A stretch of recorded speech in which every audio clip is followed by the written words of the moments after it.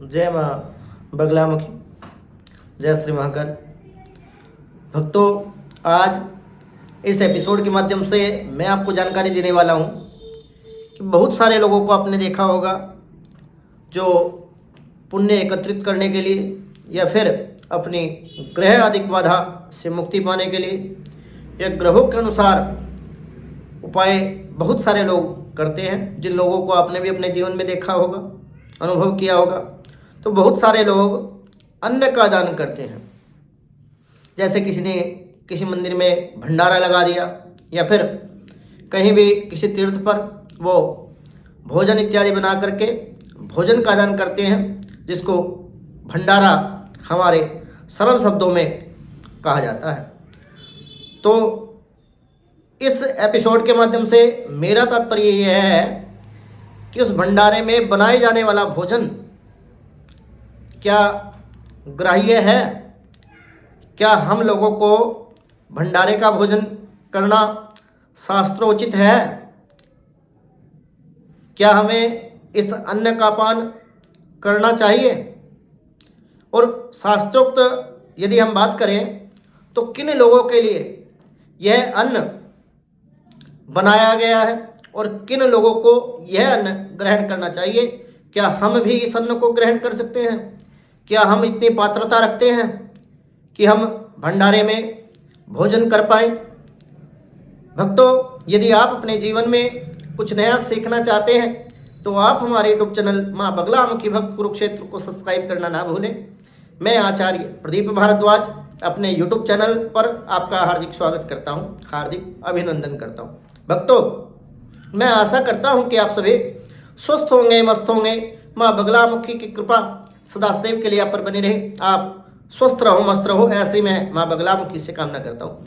मेरे कई भक्तों ने मेरे पास मैसेज किए, तो बहुत सारे लोगों का ये प्रश्न कई बार आया मेरे पास कि भंडारे में क्या भोजन करना उचित है या फिर भंडारे का भोजन या अन्न नहीं खाना चाहिए।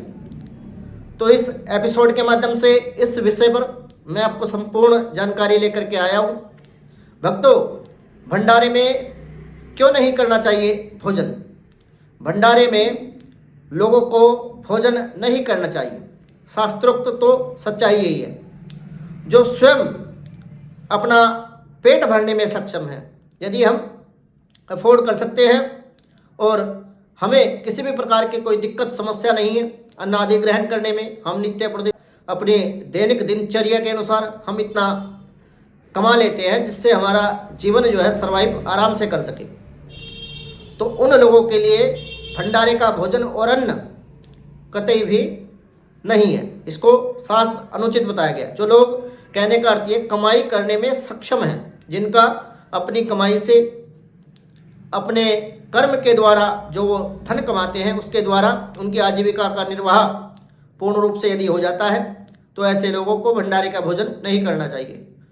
तो जिनके पास पर्याप्त अन्न है, अगर सभी लोग भंडारे में भोजन करते हैं तो गरीब और ज़रूरतमंद लोग, जिन लोगों को भोजन नहीं मिल पाता, ऐसे लोगों को भोजन कहाँ से मिल पाएगा? मैंने बहुत सारे भंडारों में और बहुत सारी जगह जो अन्न का दान करते हैं, उनकी जो समिति होती है, उस समिति के लोग ही डब्बे भर भर कर उस अन्न को, उस भोजन को अपने घर पर अपने स्वजनों को, अपने इष्ट मित्रों को देते हुए मैंने स्वयं से देखा है, जबकि यह बिल्कुल शास्त्र अनुचित है। क्योंकि भंडारे में जो अन्न का प्रयोग होता है वह केवल उन लोगों के लिए है जो उस अन्न के एक्चुअल में हकदार हैं। जो लोग उस अन्न की कल्पना नहीं कर सकते, जिन लोगों के जीवन में आजीविका की तंगी है,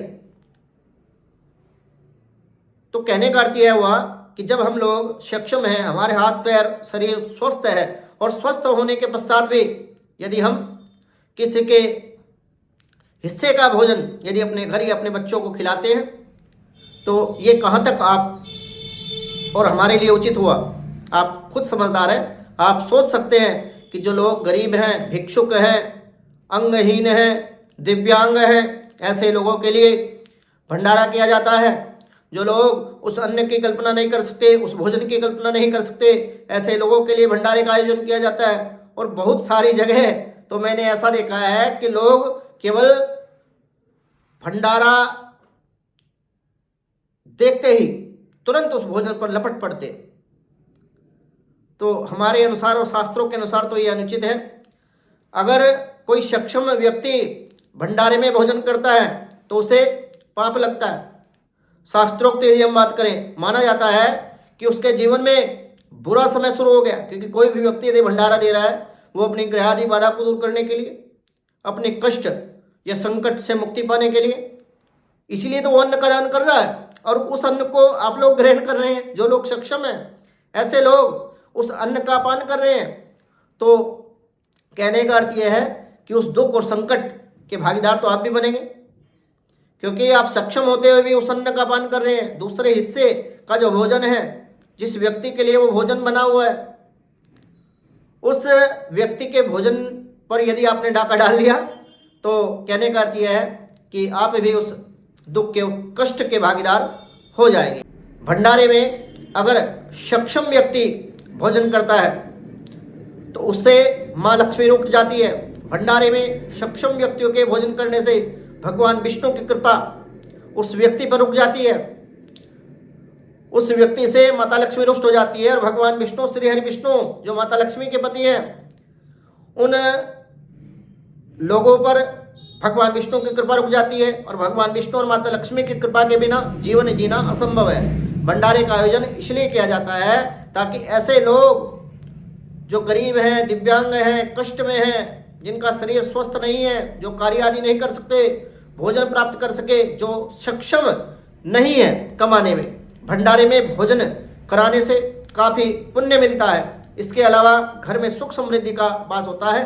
आप भंडारे में जाएं, वहाँ पर सेवा करें, दान करें और गरीब लोगों की अधिक से अधिक संख्या में आप मदद करें। भक्तों, मेरे द्वारा दी गई जानकारी यदि आपको अच्छी लगी हो तो आप हमारे YouTube चैनल माँ बगलामुखी भक्त कुरुक्षेत्र को सब्सक्राइब करना ना भूलें। वीडियो को लाइक करें, शेयर करें, चैनल को सब्सक्राइब करना ना भूलें, ताकि हमारी नई वीडियो का नोटिफिकेशन आपको प्राप्त हो सके। इसी मनोकामना के साथ जय माँ बगलामुखी, जय श्री महाकाल।